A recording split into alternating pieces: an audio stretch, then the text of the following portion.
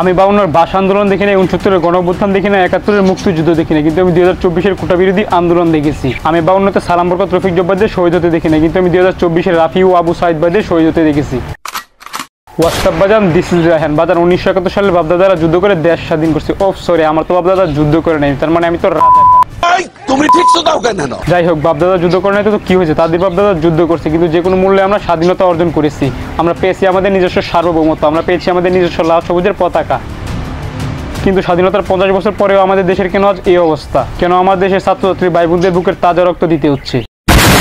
বাপ ছেলে নাতিপতি সবারই দেখি এক নীতি, সব পাবেন আপনিও যদি করেন রাজনীতি। তেল মাখতে পারলে বাচ্চায় খুশি হয়ে যাবে চাচা, বিয়ের আগে করে বাসর, লাইসেন্স থাকলে মদের আসর। বাংলাদেশ বালা নাই, বিচার চাইলে বিচার নাই, কেয়ার কর্মকারবারের ব্যবসাতে পুঁজি নাই, এই নাই সেই নাই, কি আছে কি নাই, বালা মাছের ঘর নাই, অনার্স পাশেও চাকরি নাই, মেধাবীর মূল্য নাই, একই ভুল বারবার, হক কথা কইতে গেলে আমি নাকি রাজাকার। বুংবাং টেন্ডি, খালি খাই ড্যান্ডি, সাথে একটু গাঞ্জা, দেশ পুরা চাঙ্গা। একটা কথা আমরা সবাই জানি যে স্বাধীনতা অর্জন হচ্ছে, স্বাধীনতার রক্ষা করাটা কঠিন। তো এখন আসেন একটু মিলিয়ে দেখি, 1971 সালে 30 লক্ষ শহীদের রক্তের বিনিময়ে আমরা আমাদের স্বাধীনতা অর্জন করেছি, কিন্তু 2024 সালে এসে একটু ভাবেন তো, আমরা কি সেই স্বাধীনতার আজও রক্ষা করতে পেরেছি?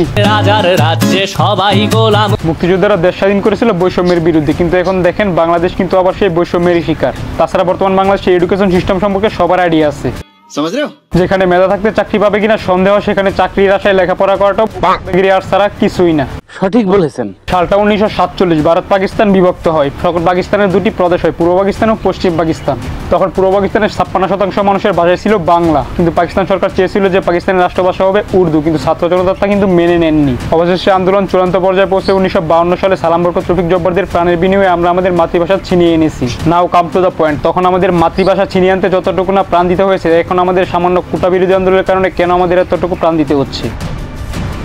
অনেক দিক বিবেচনা করে একটা বিষয় খুব তীক্ষ্ণভাবে খেয়াল করলাম, যখনই বাংলাদেশের বুক চিরে ভারতের ট্রেন চলাচলের বিষয়টি সামনে আসে, ঠিক তখনই দেশে কোটা বিরোধী আন্দোলনটা শুরু হয়। এটা থেকেই বোঝা যায় যে এখানে আসলে ব্যাপারটা তো এটা না, ইস্যু হচ্ছে অন্য কিছু। পিস।